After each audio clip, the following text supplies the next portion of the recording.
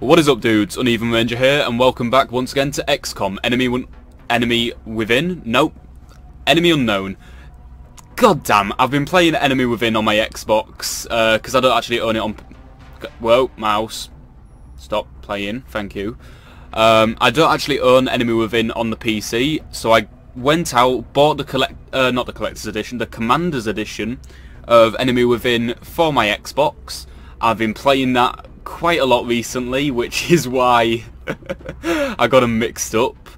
When we last left off, we have the firestorms being built tomorrow, including the improved medkit research, which probably I should have gotten done months ago. Those are something that are actually really important. I just keep I couldn't, you know, get it done. I didn't have the resources, or I forgot. I'm not certain which. Either way, we've got the firestorms done, so let's send it over, and we should have global coverage then if we transfer this over to Asia. Transfer there, please. It'll take 3 days, and then I should be able to take the plasma cannon off Raven 4, give it to Demon 4, take the plasma cannon off Raven 5, give it to Demon 5, and then we should all be good to get rid of these 2 Ravens, and everyone shall be happy. Quickly get the improved medkits. We're coming down to the wire here. Now that we've backed the aliens into a corner, I think we'll see what they're really made of. Personally, I expect nothing short of pure desperation in their resistance. They've invested too much to go down without a fight. Very true. We are really getting to the point of the game where, like, we've got them on the run. They've, you know, look at that thing. Look at the size of that thing. We've really, you know, got them backed into a corner, like Shen said. Good old Dr. Shen. He knows what he's talking about. What do we want to do?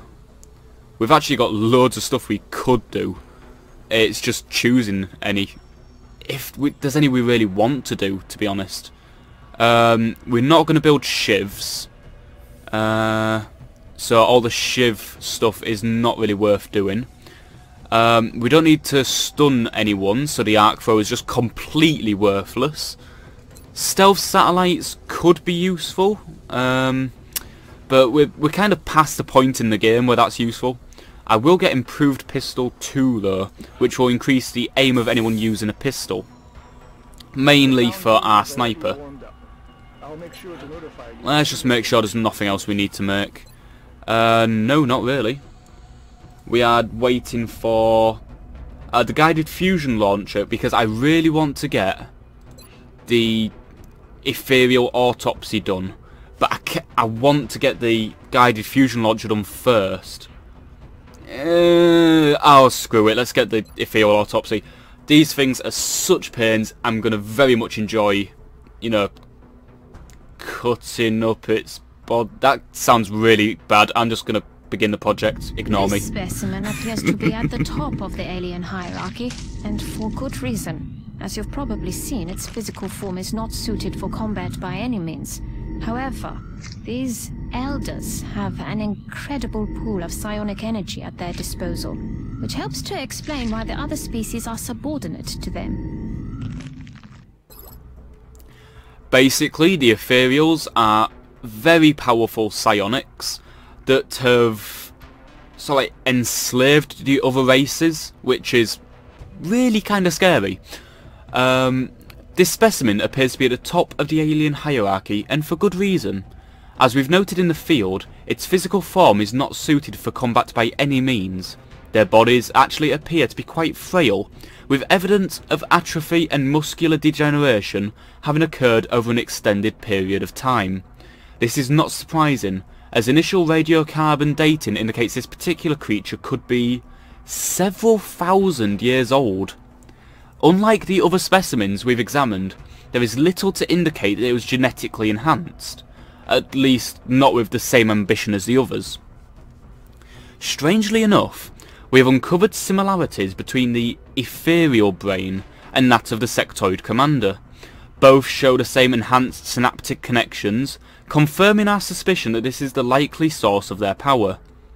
these ethereals appear to have an incredible pool of psionic energy at their disposal, more than anything we've previously encountered, which helps to explain why the other species are subordinate to them. Basically, they are the big daddies, and we are coming to kick their ass. That gives us the mind shield available for manufacture. Because these ethereals are such a big threat to us, because they can literally take control of your men, they are seriously scary. This does allow them to... the mind shield kind of blocks you. It's more like a shield than anything else. Well, a mind shield, obviously. It sort of like shields your brain from the ethereals, giving you a much higher resistance to their psionic attacks. Very, very useful. Anyway, let's continue with the guided fusion launcher. And let's see if we can actually make any of these. No, we need ethereal corpses, damn. Well, we'll try and get some more of those for the future, because I'd like to get them at the very least on our psionic... I was about to say subjects then. We are not a monarchy, we are not sort of like reigning over, you know, our troopers. I do not see our troopers as subordinates to myself, merely expendable soldiers. I mean, valued members of the XCOM project. Yeah, we want to get them for our psionic soldiers, because it will massively improve their defense against mind control and that kind of thing. Excavation's been complete. I completely forgot what we were building down there. I don't actually think we were building anything. I think it was more just for the sake of finishing the place up. Although I'm quite tempted to make some Illyrium generators. Would allow me to remove these power generators. Well, actually more to the point, it would allow me to remove these generators. But it's not really that important. So I think I'm going to leave it for now. Be a bit of a waste of our resources. But let's have a look at our barracks, just make sure there's nothing that we can do. Got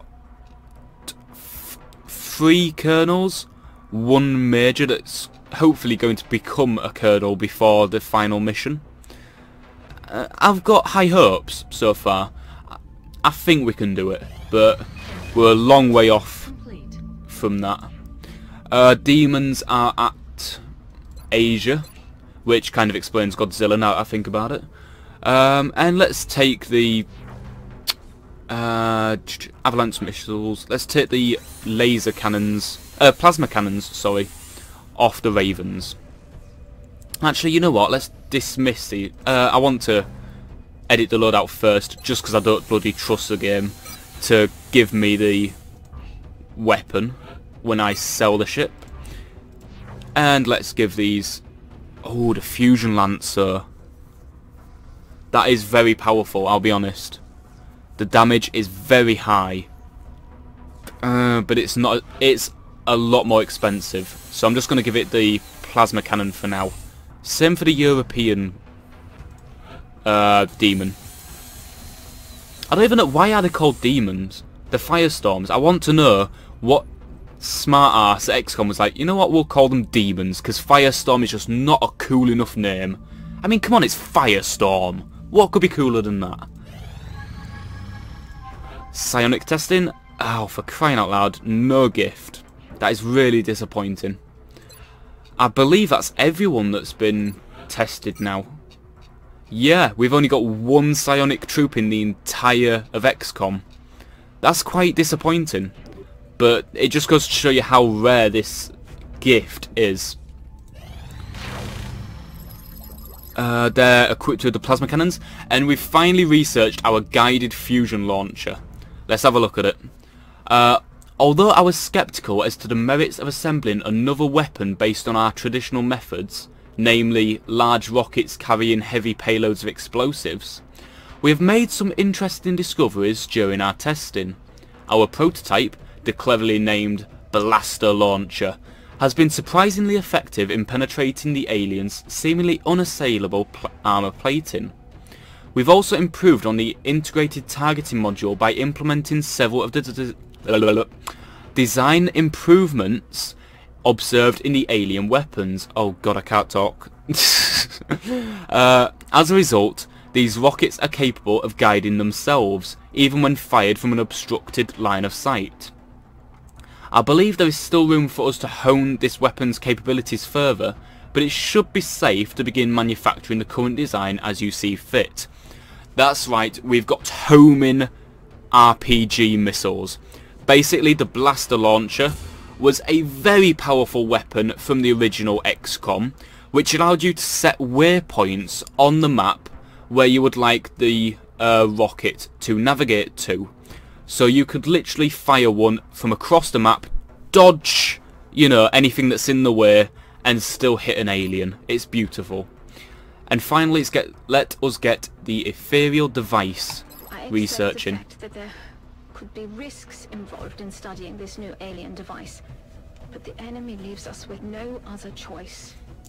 Other than, you know, surrender. But it seems that XCOM does not want to surrender to our new alien overlords. However, you know, UnevenRanger would like to point out that this channel is completely open to the idea of accepting our hamster overlords. All hail the hamster. I don't even know, guys. It's late. Ooh, everyone's returned back to active duty, so that's awesome. If there's any missions, we should be able to take them on. But quickly, come on. Sometimes this game can be a bit finicky with the controls. I don't like it. Let's get a blaster launcher bought. It does take a fusion core, which is it's a big cost, I'll be honest. But, oh, we've actually got fusion lances ready. Oh, that is nice. So I will quickly build one of these for our heavy. I believe we've only got one. Have we only got one heavy? Colonel Variax the heavy. Maybe John Shepard as well. You know what? I might as well build two, seeing as we've got the fusion cores. Oh, but it does take 2 flight computers. Is there anything else we're going to really use them for? That's the question. I don't believe there is. Not really. So go on, let's make another one. There we go. We can't make any more. And let's equip them to... No, not Tally. Variax. Oh, I was hoping there'd be like a cutscene, you know, showing how awesome it is. Oh well, I really can't wait to try that out in battle. That's going to be awesome. Just being able to like dodge around on my own men and... Excavation's complete. Oh, that reminds me, I need to go to the hangar and give everyone fusion lances, don't I? These, I'm not gonna lie, are pretty badass. It's the same as the blaster launcher, only a lot more powerful. It's like the big daddy of plasma launchers. Plasma launchers? I don't know. Blaster launchers, that's the word. Alright, 2 more days until the ethereal device is done. And we are getting really... Everyone's equipped with a awesome fusion lance now. And let's have a look at this thing. Okay, god, that's a lot of writing. Having learned a great deal about the hyperwave beacon and its associated interdimensional signaling capabilities, we believe this newly recovered device confirms our suspicions about this technology and takes it a step further. The Psi-Link, as it is now being called, appears to provide a direct link to the psionic network used by the aliens for field communications. Although we are treading into an area of highly theoretical science, we believe there is a strong indication that the aliens function under a collective consciousness, a form of social organisation akin to a hive mind, as seen in various species of insects found on Earth. Oh good god, so we're basically fighting the bugs from Starship Troopers.